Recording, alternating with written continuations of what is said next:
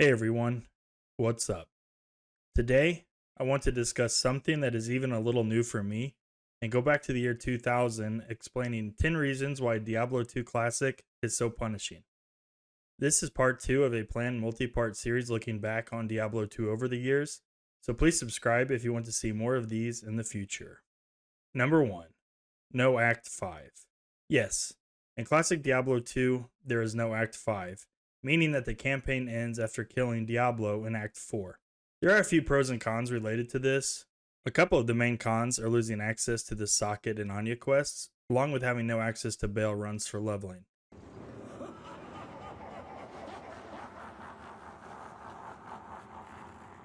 As for the primary pros, since there is no Ancients quest, which requires a certain level to complete in each difficulty, unless you glitch it, you can easily get rushed through hell at a low level, which is referred to as a classic rush. You have probably heard of these if you use D2JSP at all, and is a nice alternative to glitch rushing as classic characters can easily be converted to expansion characters. One other funny quirk about Classic is after you kill Diablo, it triggers a countdown that ends the game once the timer runs out. So don't toss an item on the ground for your buddy right before the timer runs out. What helm are you using?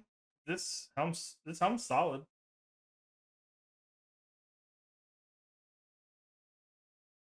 Oh, never mind. Number 2. No charms. Are you someone that relies on charms in Diablo 2 to fix your res, increase damage, or even life? Do you enjoy having an Annie or a torch? Well, in D2 Classic, you can throw all of that out the window as there are no charms. This one has some very obvious cons with all of the potential character power that is lost via res charms and skillers on top of having no Annie or torch, but it does also have one major positive, which is all of the extra inventory space you have without charms. We will discuss the value of this later in the video when we discuss Classic stash space. Number 3. Less resistance penalty. This is actually the one item on the list that isn't what I would consider punishing and is actually a positive. In D2 Classic, the resistance penalty when you go into Nightmare difficulty is only -20, and when you go into Hell difficulty, it is -50. These values are exactly half of the -40 and -100 penalties that exist in the expansion. When you take into account the fact that you are losing out on 30 all res from not having the Anya quests, along with the loss of all of your res charms, this is actually balanced pretty fairly in my opinion. Number 4. No runes or rune words.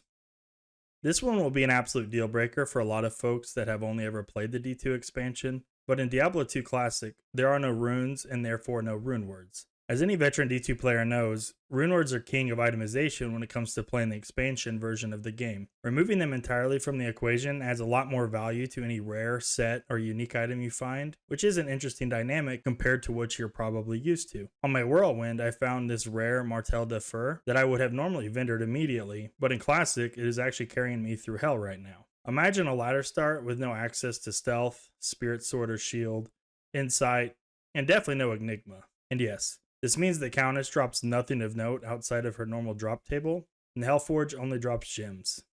Number 5. No weapon swap. In D2 Classic, there is no weapon swap, so you are only able to hold a one-hander and a shield, a two-hander, or two one-handers if you're a barb. Speaking of barbs, this means you are unable to hold two Warcry weapons on your weapon swap for battle orders. This also means no allowing for hybrid Zons to easily swap between bow and then javelin and shield, and there's no easy way to pre-buff across the board. Number 6. No class-specific items. We talked earlier about there being no rune words, but that is far from the only itemization limitation that exists in Classic D2. One of the largest differences outside of rune words is the lack of class-specific items.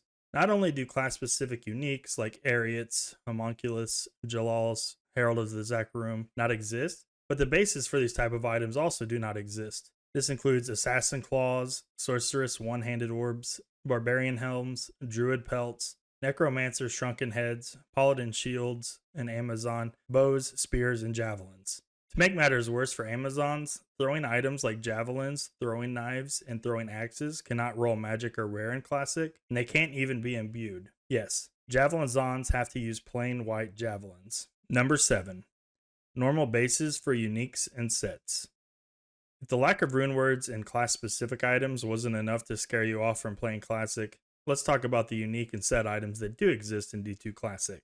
The only unique and set items that exist are ones with a normal base type. In Diablo 2, there are 3 tiers for base items. You have normal, exceptional, and elite. In classic, unique and set items are limited to the normal tier 1 base items. This means classics like Shaco, Arachnid, Viper Magi, Scolders, Storm Shield, etc., do not exist. As for set items, many of the good sets you think of, such as Tal Rashes, Immortal King, and even Sazabis, are not available. I have no fear though. You will still have access to Irathas, Saigons, and Icenhearts. Number 8. Small Stash. This is the one thing that I strongly dislike about Classic D2. The stash space is 4x6, meaning you only have a total of 24 slots to hold your gear. This is exactly half of what exists in the character-specific stash tab in the expansion version of the game, which is 8x6. And even more painfully, Classic did not receive the expanded 10x10 stash tab or any of the shared stash tabs that came with the D2R remaster. So you are limited to only 24 slots per character. This means you have to transfer items to a mule the old-fashioned way of having a friend in a private game or doing the risky random public game transfer method. It also forces you to be way more picky when determining which items to keep, and will cause some angst when you have to drop or vendor an item you would like to keep. Number 9. Mercenaries. I'll be honest, how the Mercenaries function in D2 Classic makes them almost worthless, and was something that had to be addressed during the expansion. In Classic, Mercenaries are drastically limited in what they can do. To name a few, they cannot be resurrected when they die, but instead a new mercenary entirely has to be hired. They cannot have items equipped to them, and can't even have their stats viewed. They cannot be healed with potions. And the most egregious of all, they cannot change acts with you. If you have an Act 1 bow merc and you kill Andy and decide to move on to Act 2, your merc will immediately disappear as soon as Warav takes you east. And yes, this means that there is not a mercenary option in Act 4. Number 10. No Druid or Assassin. The original version of Diablo 2 released with 5 classes, with Druid and Assassin not being introduced until the expansion arrived. This means that you only have access to the original 5 classes when playing Classic, and is also unfortunately a limitation for anyone seeking a Classic rush. Assassin and Druid are actually 2 of my favorite classes in the entire game. There's definitely an interesting dynamic to go back and play the game without those 2 being available. So, what do you think? Is any of this information new to you?